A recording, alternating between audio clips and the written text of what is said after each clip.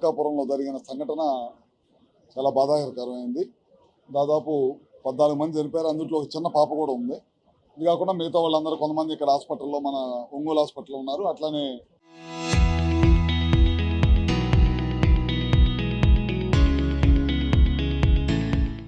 మనకి మార్కాపురం హాస్పిటల్ కూడా దాదాపు కొంతమంది ఉండటం జరిగింది. వాళ్ళందరికీ కూడా మంచి వైద్యం అందిస్తూ ఉంది ప్రభుత్వం.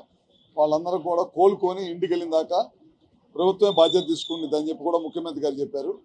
మేమందరం కూడా క్యాబినెట్లో ఉన్నాం. క్యాబినెట్లో ఉన్నప్పుడు చనిపోయిన కుటుంబాలకు అందరూ కూడా క్యాబినెట్గా కూడా వాళ్ళ కుటుంబాలకు అందరూ కూడా ధైర్యంగా ఉంటామని చెప్పి ముఖ్యమంత్రి గారు చెప్పన్నారు. అదేవిధంగా వాళ్ళకి సంతాపం కూడా తెలియజేయడం జరిగిందనమాట. తప్పకుండా మన హాస్పిటల్లో డాక్టర్స్ కానీ వీళ్ళందరినీ కూడా ఇప్పుడు వెళ్ళి ప్రతి పేషెంట్ని మేమందరం కూడా వెళ్ళి పలకరించడం జరిగింది. ఏ విధంగా సదుపాయాలు ఉన్నాయి, వైద్య సేవలు ఏ విధంగా అందుతున్నాయి అంటే బాగుందని చెప్పారు. ఇక్కడ కనుక ఏమైనా ఇబ్బంది ఉంటే కనుక ఇంకా మెరుగైన హాస్పిటల్లో పంపిస్తామంటే అవసరం లేదు, ఇక్కడ బాగానే ఉందని చెప్పడం కూడా జరిగిందనమాట. అదే కాకుండా ప్రతి చనిపోయిన కుటుంబానికి రాష్ట్ర ప్రభుత్వం ముఖ్యమంత్రి నారా చంద్రబాబు నాయుడు గారు 5 లక్షల రూపాయలు ఇద్దామని చెప్పారు. అదేవిధంగా హాస్పిటల్లో ఉన్న వాళ్ళకి 2 లక్షలు ఇద్దామని చెప్పారు.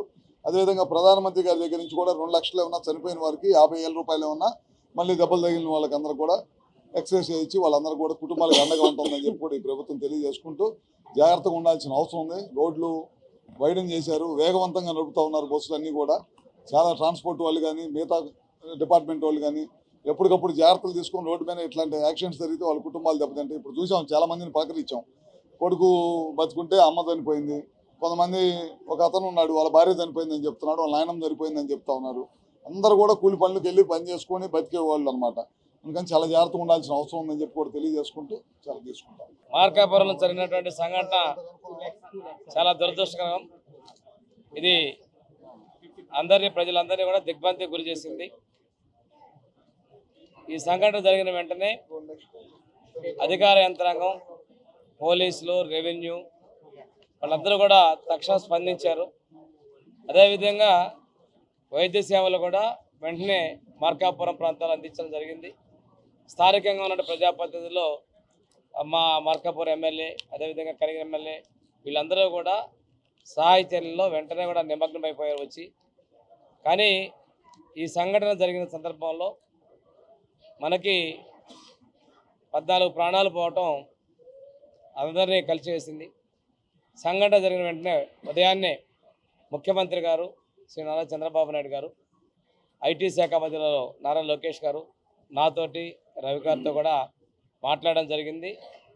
డిజాస్టర్ మేనేజ్మెంట్ హోమ్ మినిస్టర్ గారు అనిత గారిని, ట్రాన్స్పోర్ట్ మినిస్టరు రాంప్రసాద్ రెడ్డి గారిని, ఎందుకంటే సంబంధిత శాఖలు కాబట్టి తక్షణం వెళ్ళి ఎంక్వైరీ చేసి ఈ సహాయ చర్యలో పాల్గొనమని చెప్పి పంపించడం జరిగింది. తర్వాత ప్రభుత్వం తరఫున కూడా మెరుగైన వైద్యం అవసరమైతే గుంటూరు కానీ విజయవాడ కానీ తీసుకొచ్చేయాలని చెప్పి చేశారు.